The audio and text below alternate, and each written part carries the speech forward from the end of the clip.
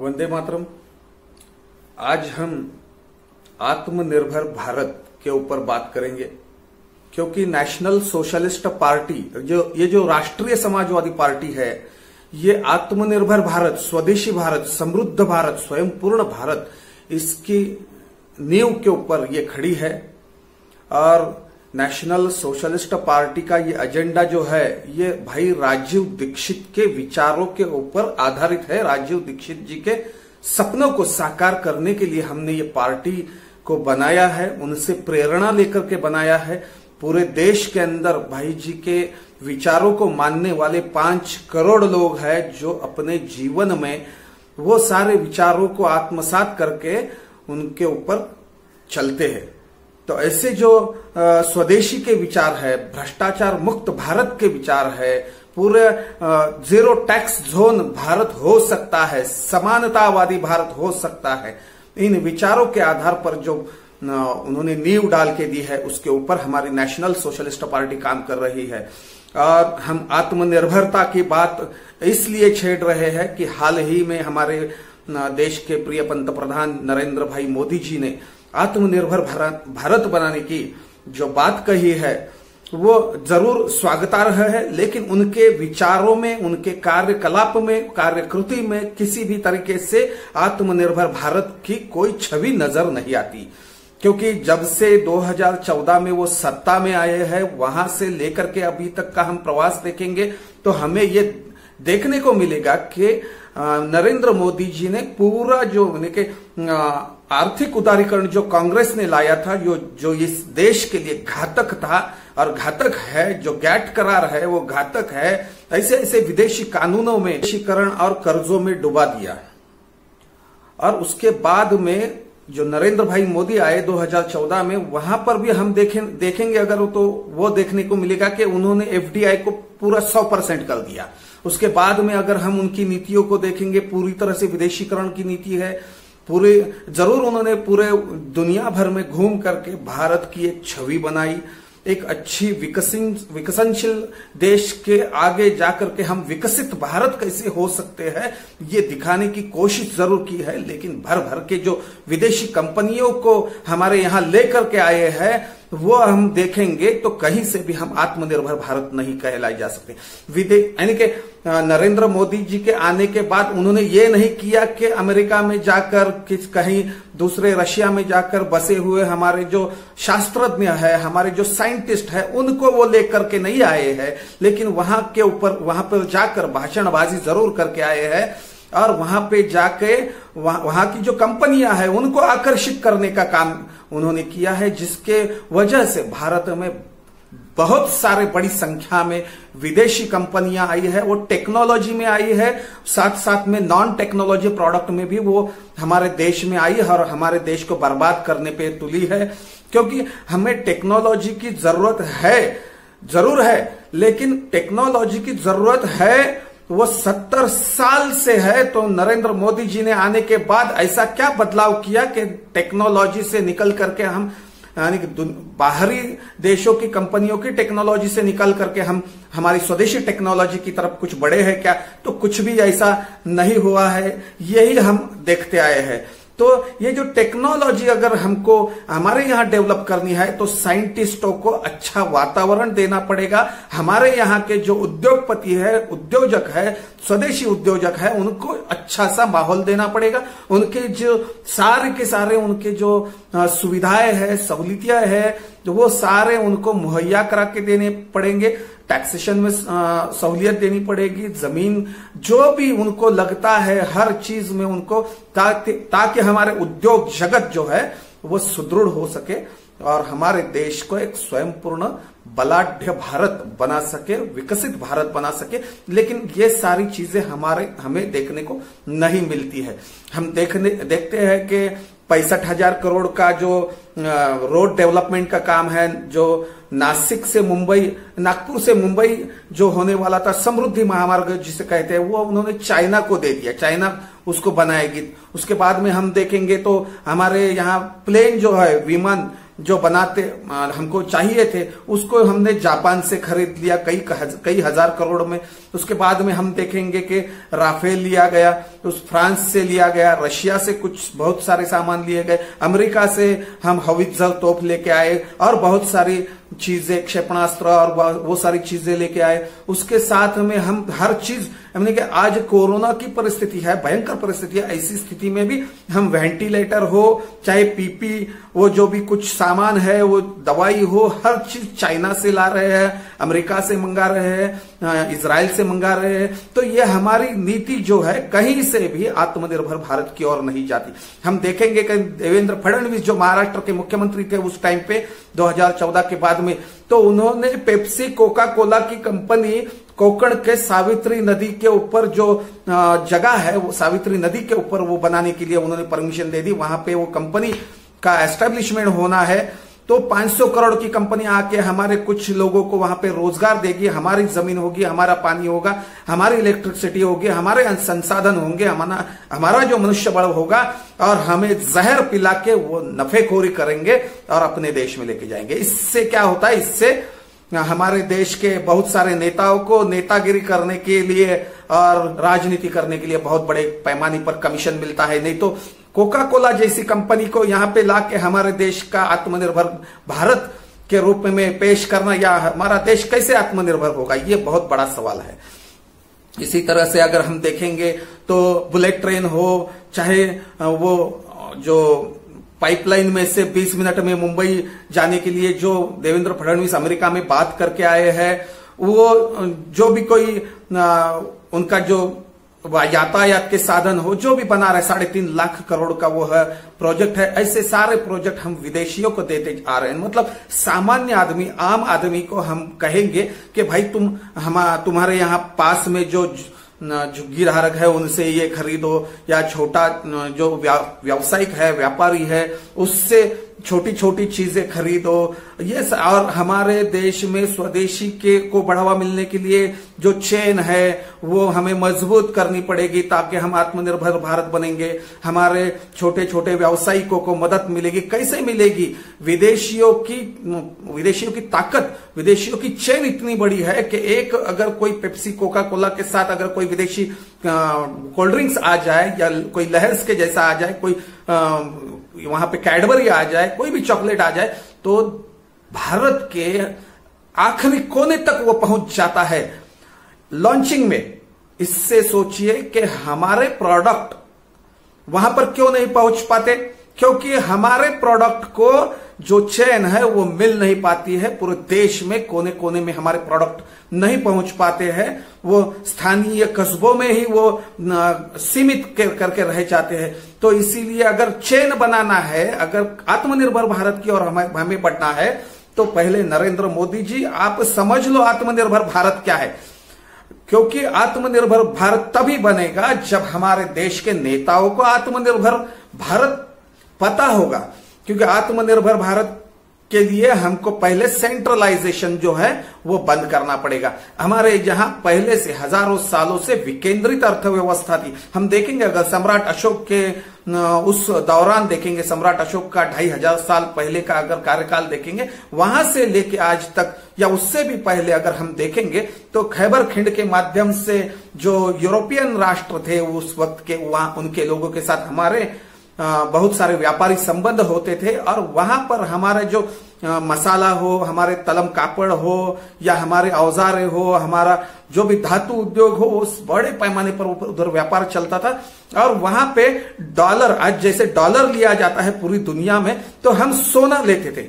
सोने के रूप में हम कोई उनका चलन नहीं लेते थे, या कोई दूसरी चीज सामान के बदले सामान नहीं लेते थे, हम सामान के बदले सोना लेते थे। और इसीलिए हमारे देश में सोने का धुआं उगलता था।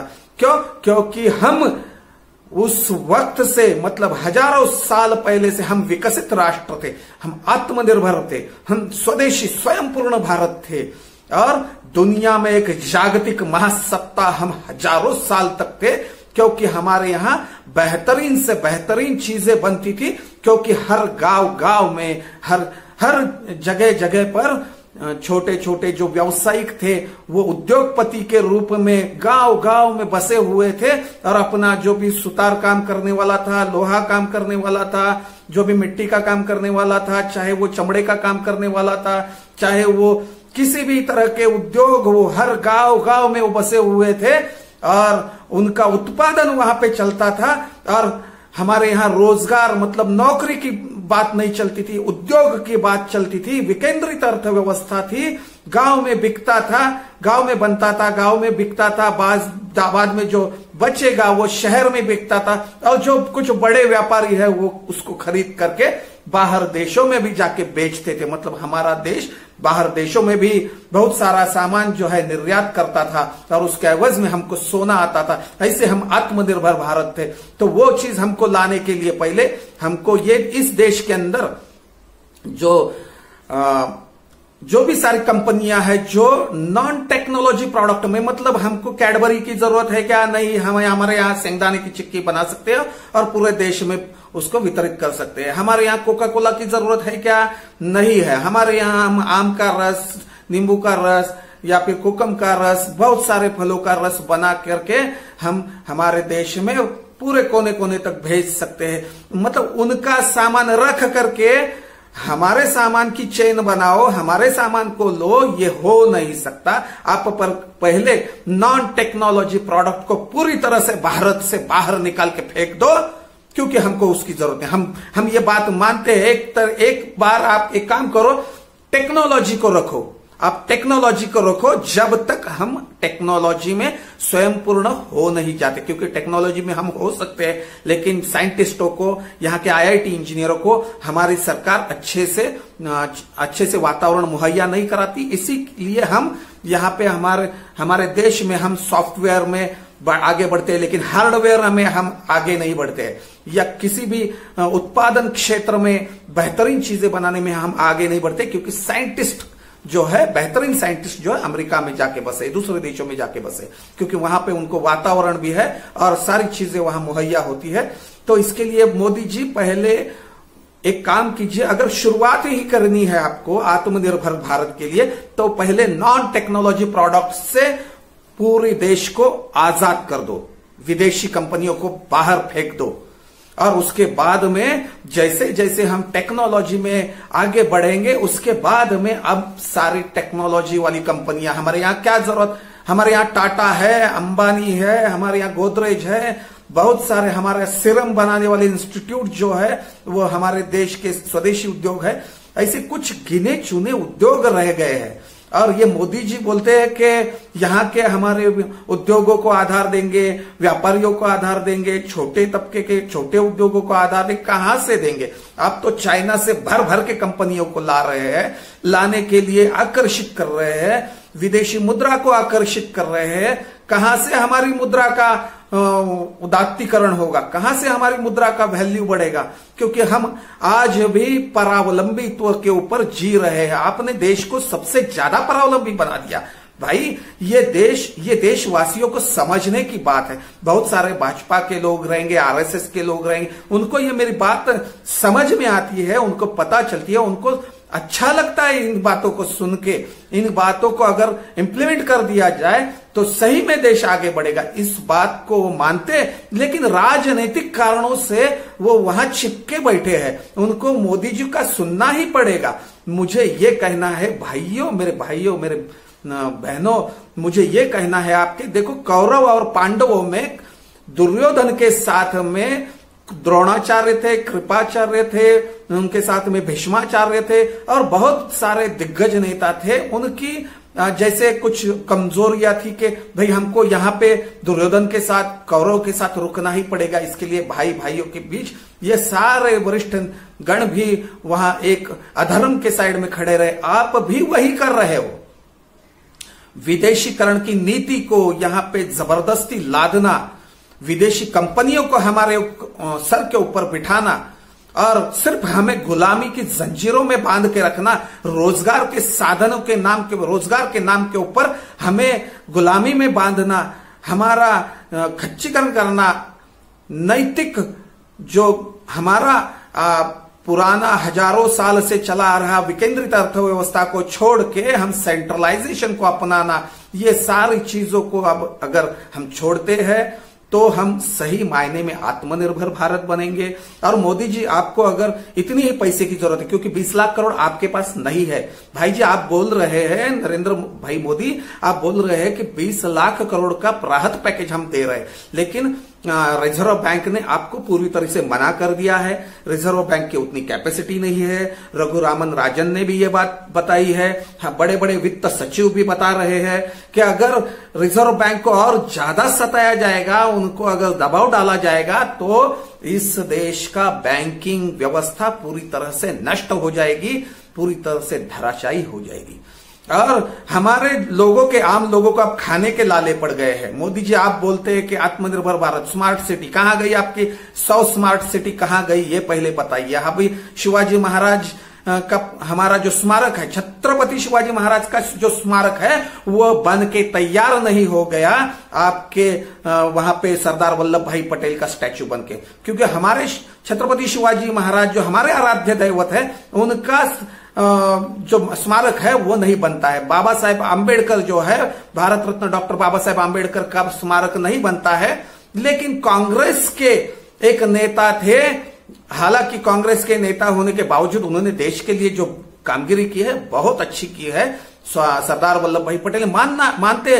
लेकिन आपने कहीं पर भी जाके आप जिन विचारों से आए हैं, जिस संघ के विचारों को मानते, उन गोलवलकर के स्टैच्यू को आपने नहीं बनाया।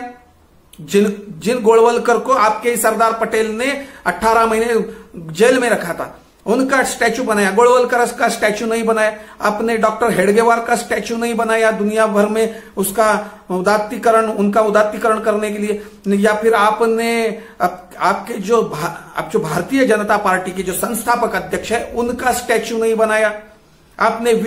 स्वतंत्र वीर दामोदर सावरकर जी का नाम बताते हैं आप, उनका स्टैच्यू नहीं बनाया आपने। राणा प्रताप का स्टैच्यू नहीं बनाया। कई ऐसी महान हस्तियां हैं, महापुरुष है, जिनके स्मारक और स्टैच्यू बनने चाहिए थे, वो आपने नहीं बनाए, क्योंकि उनसे प्रेरणा जो मिलती है, उस प्रेरणा को आपको नहीं, तो आपको आपकी व्यापारी बुद्धि को आगे बढ़ाना है। आपको सिर्फ सत्ता पिपासु है आप, और सत्ता चाहिए, सत्ता में मदमस्त है। सिर्फ बड़े बड़े कारों में घूमना, बड़े बड़े देशों में घूमना, मेलजोल बढ़ाना और चिपके रहना, 20-25 साल तक चिपके रहना। और अरे आपने लाल कृष्ण आडवाणी और आपके मुरली मनोहर जोशी को भी नहीं छोड़ा भाई, उनको भी एक कोने में ढकेल दिया। उनको आज राजनीति में कोई उनकी हैसियत नहीं रख दी आपने। साथ में नितिन गडकरी जैसे महान जो नेता है, जो सही में पंतप्रधान पद के जो दावेदार थे, उनको भी इतना शांत कर दिया आपने कि आज वो एक अपना पिछले 5 साल भी और ये 5 साल भी अपना रोड डेवलपमेंट का लेके बैठे हैं और जैसे तैसे काम कर रहे हैं। कोई रोड डेवलपमेंट भी नहीं हो रहा है, क्योंकि ऊपर की नीतियां ही गलत है, तो वो बेचारे क्या करेंगे। सिर्फ बोलते हैं। नितिन गडकरी जी ने भी पिछले टाइम बोला था कि महाराष्ट्र में 10 लाख करोड़ का रोड डेवलपमेंट का काम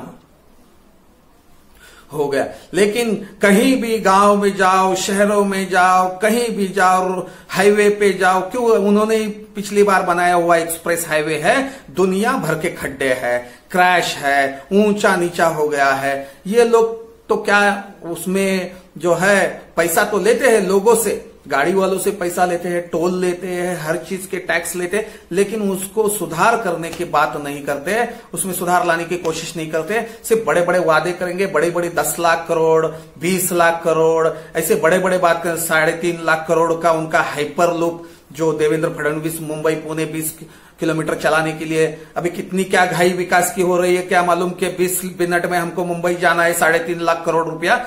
अमेरिका की एक कंपनी को देखे, जिस कंपनी ने आज तक दुनिया में कोई भी हाइपरलूप नहीं बनाया। तो मोदी जी, आप जो करे वो सही, आप बोले वो सही, आपके लोग आपका उदात्तीकरण करेंगे, आपको सर पे बिठाएंगे, आपकी हर चीज सही ठहराएंगे, तो इस देश के अंदर के रघुरामन राजन है, वित्त सचिव है, बड़े बड़े लोग हैं जो अभ्यास करते हैं, भाई राजीव दीक्षित है, जिन्होंने देश के लिए समर्पण कर दिया, स्वदेशी के लिए, आत्मनिर्भर भारत के लिए, तो आप उनका नाम कभी नहीं लेते। क्यों नहीं लेते भाई? अपना ही नाम क्यों लेते? अपने वो जो एक नरेंद्र मोदी जी, पहली बात तो समझ लिया, आप जिस तरीके से बात करते हैं, जो सेंटिमेंटल दिखाते, एक बात है वो स्क्रिप्टेड है, सबसे पहली बात, क्योंकि आपका वीडियो हर बार जंप करता है, मतलब कट कट करके आप वो जोड़ा जाता है। आप वहां पे जो बात करते हैं वो स्क्रिप्टेड है, लिखा हुआ है, आपके मन की बात, उसमें कुछ भी नहीं है, ना 5 साल पहले थी ना अब है। भाई आपने विकास के नाम पर बहुत लोगों को फंसाया है। आपने 2014 को विकास का नारा दिया था, 2019 के बाद को पूरा धर्म का नारा दिखाई दिया लोगों को। और एक बात यहां पे, मैं आत्मनिर्भरता हो गई, स्वदेशी भारत हो गया, हर चीज के ऊपर बात हो गई है, तो एक बात और बोलना चाहूंगा मैं, मोदी जी आपने 370 कलम हटाया और पूरे देश में एक ऐतिहासिक माहौल तैयार किया गया। ऐसा लगा कि मोदी जी ने बहुत बड़ा काम कर दिया। मोदी जी हम सैल्यूट करते हैं, आपने बहुत बड़ा काम किया, वो चीज को हम सराहना करते हैं। लेकिन आपको ये पता है, आप जिस कांग्रेस को हमेशा कोसते हैं, क्योंकि देखो कांग्रेस हो, कम्युनिस्ट हो, चाहे कोई भी पार्टी, हमारी नेशनल सोशलिस्ट पार्टी हो या आपकी भारतीय जनता पार्टी हो, कोई भी पार्टी, शिवसेना हो, राष्ट्रवादी कांग्रेस हो, द्रमुक हो, समाजवादी मुलायम सिंह की पार्टी हो, चाहे कोई भी बसपा हो, कोई भी पार्टी हो, हर पार्टी का इस देश के अंदर योगदान है, किसी को आप झुठला नहीं सकते। आपको समझना पड़ेगा 1972 में सिक्किम जो राज्य आज हमारे देश का एक महत्वपूर्ण हिस्सा है, अगर वो सिक्किम हमारे देश में नहीं होता तो हमारे देश का जो पूर्वांचल प्रदेश है वो पूरी तरह से देश से टूट गया होता। 7, 8, 10 जो भी जितने भी वहां पे राज्य है वो देश से टूट गए होते थे अगर हमारे पास सिक्किम ना होता।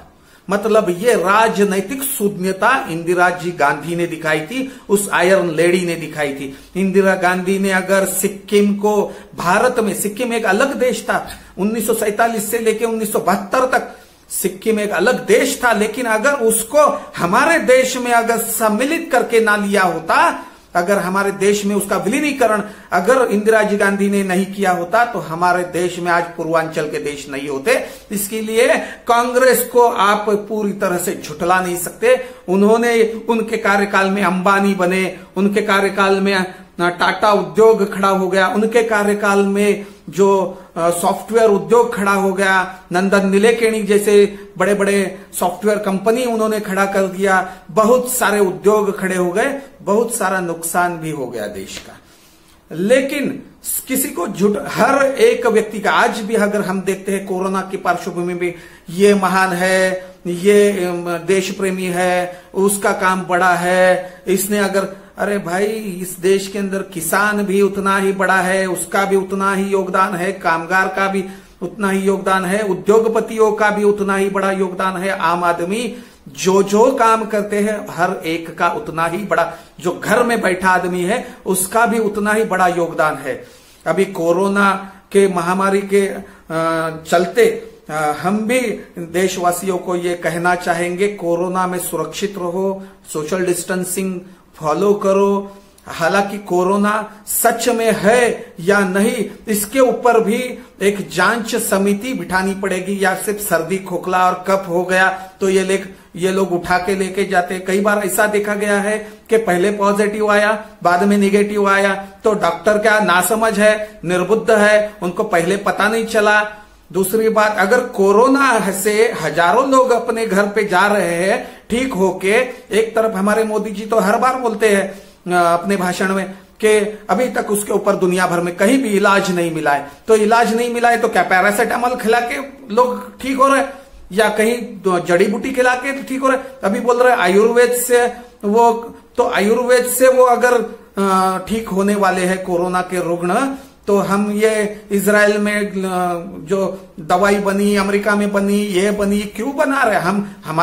हमको आत्मनिर्भर भारत बनाना है, तो मोदी जी याद रखिए, किसी भी भारत के बाहर देश से कोई दवाई नहीं लेंगे आप। हमारे यहाँ जो साइंटिस्ट दवाई बना रहे हैं उनको आप ले लो। हमारे यहाँ के जड़ी बूटियों से हमारे कोरोना के रुग्ण हम ठीक करेंगे। और सबसे बड़ी बात, जो मरना है वो कहीं भी मरेगा। देश की अर्थव्यवस्था को बर्बाद करने का काम आपने किया है। कोई जरूरत नहीं इस देश के अंदर लॉकडाउन करने की। हम देखते हैं, देखो कोरोना से कई लोग मरे हैं, हम भावपूर्ण होकर हम उनको श्रद्धांजलि अर्पित करते हैं, लेकिन याद रखो जिसकी मौत जहां आनी है वो आकर ही रहेगी। और ये हम सब हजारों साल से ये बात करते आए, ये देखते आए हैं। कभी कभी कोई आदमी बिना कारण से कहीं जाता है और वहां पे उसकी मौत हो जाती, क्योंकि उसका मृत्यु वहां पर निश्चित था। अगर आपका मृत्यु निश्चित है तो आपको कोरोना से मृत्यु आएगा, और कोरोना से नहीं आया तो आपको अटैक आएगा, घर में बैठ के अटैक आया। कई लोगों को अभी घर में बैठ के अटैक आया, 30-40 साल के लड़के लोग को घर में बैठ के अटैक आता है। हाँ, और भी देखेंगे अगर हम के अभी ये परप्रांतीय लोग जो बाहर जा रहे हैं, जो भूखे मर रहे हैं, जिनको मोदी जी ने कहीं देखा नहीं, जिनको खाने पीने की चीजें मुहैया नहीं की, बड़े बड़े 20 लाख करोड़ की बातें करते हैं, 20 रुपए का खाना नसीब नहीं हो रहा है लोगों को।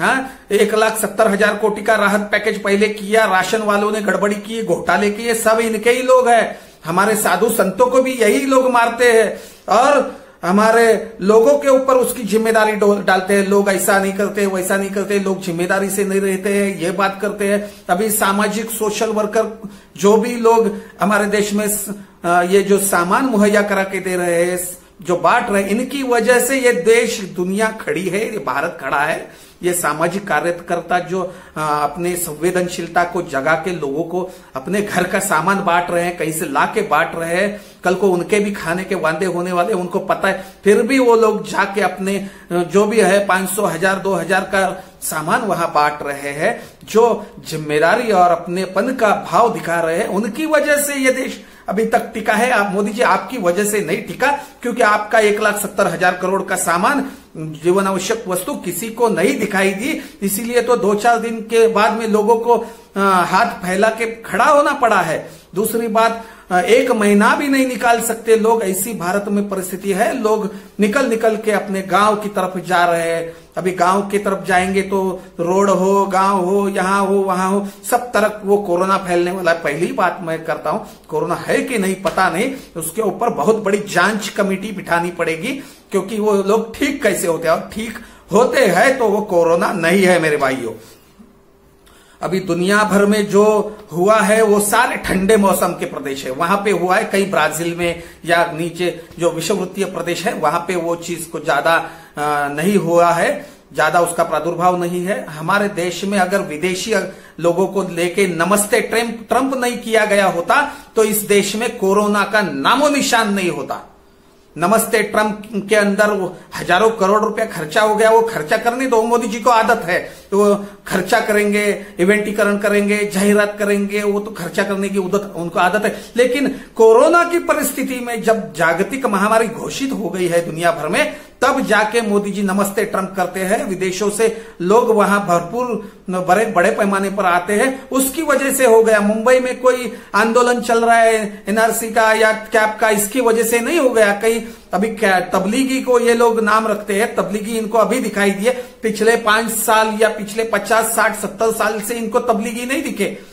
इन राजनेताओं को उनके ही निजामुद्दीन स्टेशन के बाहर कहीं उनका दिल्ली में ऑफिस चल रहा है, बोल रहे क्या इतने सालों से। अभी वो भी जैसे आरएसएस 1930 का उनका जो संगठन है, वैसे ही वो तबलीगी लोग का भी 1926, 1930 का संगठन है। वो भी जो आरएसएस काम करती है उसी तरीके का काम तबलीगी वाले लोग करते हैं। लेकिन तबलीगी अभी इनको अभी नजर में आए, पहले नजर नहीं आए, तो उनकी वजह से हो गया, इनकी वजह से हो गया। मोदी जी, आप एक जिम्मेदार कुर्सी के ऊपर बैठे हैं, आपको समझ में आना चाहिए था क्या ऐसे हालात में जरूरी था क्या विदेशियों को भर भर के लाके, यहाँ पे लाखों विदेशियों को आपने यहाँ लेकर आके 130 करोड़ लोगों को आपने जान खतरे में डाल दी।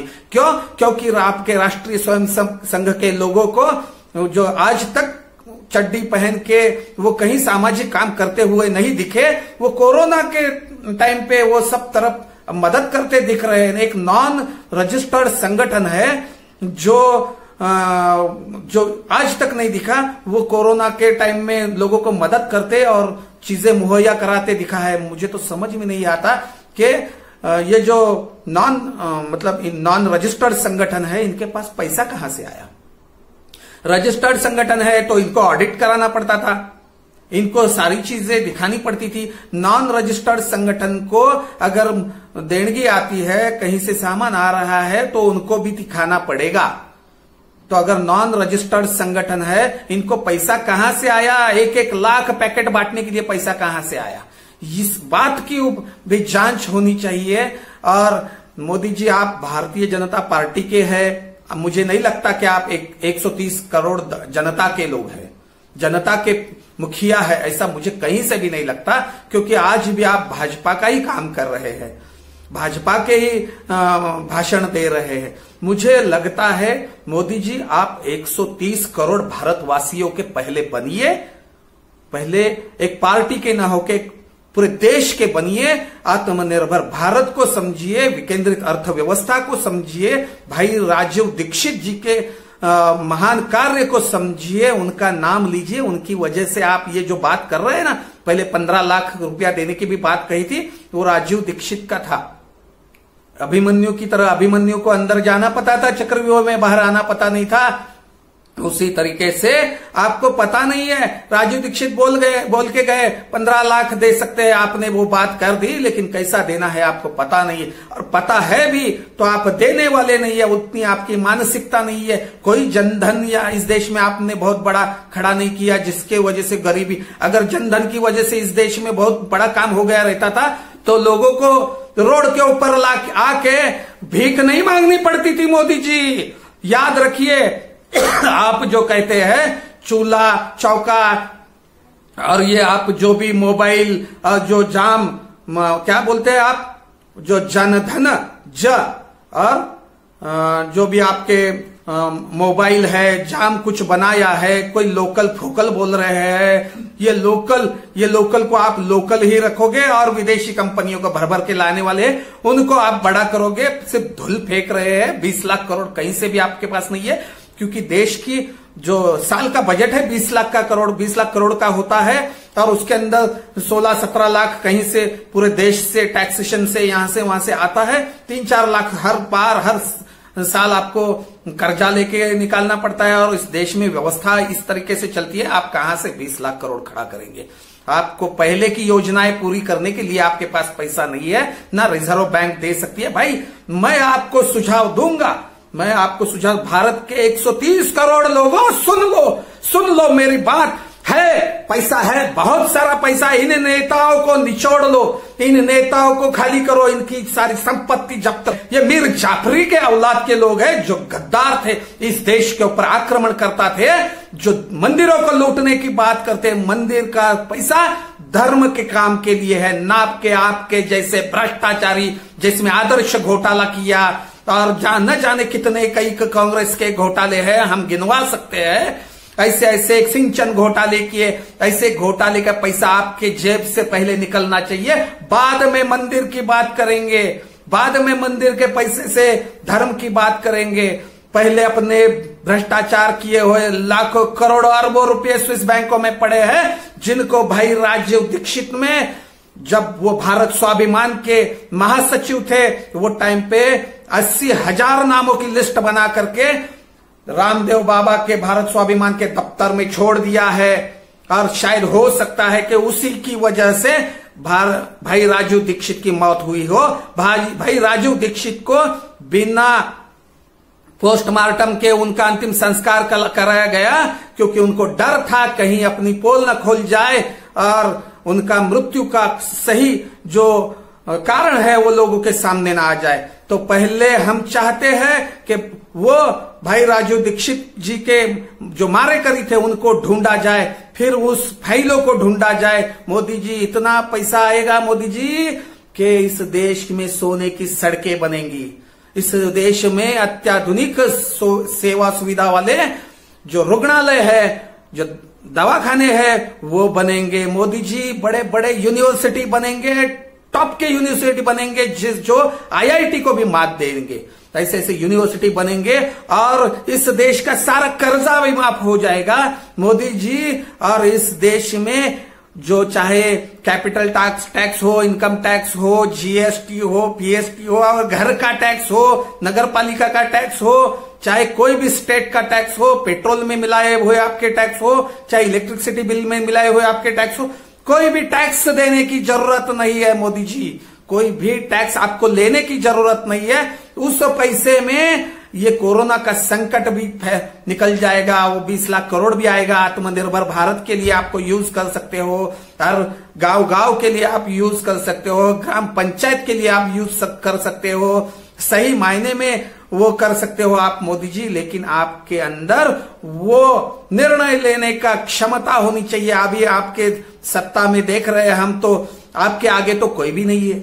आप ही फाइनल डिसीजन मेकर है, क्योंकि राष्ट्रपति पद भी आपका ही है, राज्यसभा आपकी है, लोकसभा आपकी है। एक दिन में आप लॉकडाउन कर देते हो, एक दिन में रात को 8 बजे, हर बार 8 बजे रात को आप नोटबंदी भी कर देते हो। मतलब सारा आप सही मायने में कहा जाए तो एक तानाशाह जैसे निर्णय लेता है, उसी तरीके से निर्णय आप लेते दिखाई दे रहे हैं। तो अच्छे निर्णय भी ले लीजिए भाई, ऐसे निर्णय लीजिए जिससे देश का भला हो, आम आदमी का भला हो, किसान का भला हो, कामगार का भला हो। जिस भाई बात तो आप ऐसी ऐसी बड़ी संवेदनशीलता के साथ करते हो कि लोगों के ऊपर एक जादू सा छा जाता है। अभी बस करिए मोदी जी, बस करिए। ये इस तरीके से लोगों को गुमराह करना बंद कीजिए। और लोगों आप भी समझ लो, आप भी इनके चंगुल से बाहर आओ। और वो कौरव पांडवों के तरफ, उस टाइम पे भी वो लोग कौरव की तरफ खड़े थे। भाई कम से कम इस बार तो हमारे जैसे लोगों के साथ में आके खड़े रहो। कांग्रेस की तरफ नहीं जाना है। ये मंदिर खाली करवा देंगे, अपनी जेबें भरेंगे, फिर से भ्रष्टाचार करेंगे। कहीं नहीं, वो मंदिर का पैसा कहीं आपको दिखने नहीं वाला है। इसके पहले ऐसा कोई पैसा इन्होंने असली काम के लिए नहीं वापरा है, तो ये भी नहीं दिखेगा। इसको भी आप ये लोग खा डालेंगे। मैं बोलता हूं नए विचारों का सम्मान करो, नए विचार। भारत रत्न डॉक्टर बाबा साहेब आंबेडकर जी ने इस देश के अंदर हर व्यक्ति, हर संस्था, ये पार्टी जो नए विचारों की पार्टी, इसलिए इनको परमिशन दी है कि अगर पहले वाले काम सही नहीं करते तो उनको छोड़ दो और नई विचारों के साथ, नई विचारधाराओं के साथ जुड़ जाओ। ये नहीं कि वो पैसा उनके पास बहुत है, बहुत बड़े लोग हैं, उनके पास आपको राजनैतिक महत्वाकांक्षा पूरी होती है, राजनीतिक करियर दिखता है। भाई देश का भी थोड़ा सोचो और देश के साथ आके खड़े हो जाओ। मैं प्रथम भारतीय, अंतिमता भारतीय, ये जात धर्म भाषा प्रांतवाद को छोड़ दो। आत्मनिर्भर, स्वयं पूर्ण, स्वदेशी, महाबलाढ्य भारत हमको बनाना है। हमारे साथ में आकर के जुड़ जाओ और इस देश को एक सशक्त विकेंद्रित अर्थव्यवस्था वाला भारत हम बनाएंगे। सारे नेता जिन्होंने भ्रष्टाचार का पैसा खाया है, जैसे हिटलर ने वहां पे जू लोगों को गैस चैम्बर में डाला था, अगर ये लोग भी पैसा नहीं देंगे, अगर आम आदमी का, देश का पैसा नहीं देंगे, तो सही मायने में मैं बोलता हूं, नेशनल सोशलिस्ट पार्टी की तरफ से बोलता हूं, मैं इन लोगों को मैं खाली गैस चैम्बर में डाल के जला डालूंगा। ये खुलेआम मैं आज ऐलान करता हूं। तो अगर भ्रष्टाचार का पैसा आप नहीं देंगे, नहीं निकालेंगे, तो आपको भी गैस चैम्बर में जाना होगा। मेरे भाइयों, मेरे बहनों, मेरे देशवासियों, मैं आपको विनती करता हूं, क्या ये गैस चैम्बर में डालने का काम नरेंद्र मोदी करने वाले हैं क्या? या ऐसे ही 20 लाख करोड़ के जुमले, 15 लाख देने के वादे वो करते रहेंगे? इस बात को आपके सन्मुख रखते हुए मैं विदाई लेता हूं। बहुत टाइम हो गया, मैं आऊंगा, फिर से आऊंगा। आपका प्यार मिले, इस देश का भला हो, इस देश के साथ जो अपनी जो देशभक्ति है, देशभक्ति और हमारी सामाजिक विचारधारा है, उनको ध्यान में रखते हुए जो रोड के ऊपर लोगों को मदद करने वाले लोग हैं, जितने भी कोरोना के पार्श्वभूमि के ऊपर, इस महामारी के पार्श्वभूमि के ऊपर जो भी एक दूसरे को मदद करने वाले लोग हैं, उन लोगों को बहुत बहुत धन्यवाद और सभी को बहुत बहुत शुभकामनाएं। और मेरी हर बात को आप गौर से याद रखिए, उनको विश्लेषण कीजिए, अभ्यास कीजिए और नई विचारधारा, नए विचारों को प्रवाहित करिए, जुड़ जाइए, जहां भी आप है वहां से नेशनल सोशलिस्ट पार्टी, राष्ट्रीय समाजवादी पार्टी के साथ जुड़ जाइए और इस देश को सही मायने में आत्मनिर्भर बनाने में हमारा साथ दीजिए। जय हिंद।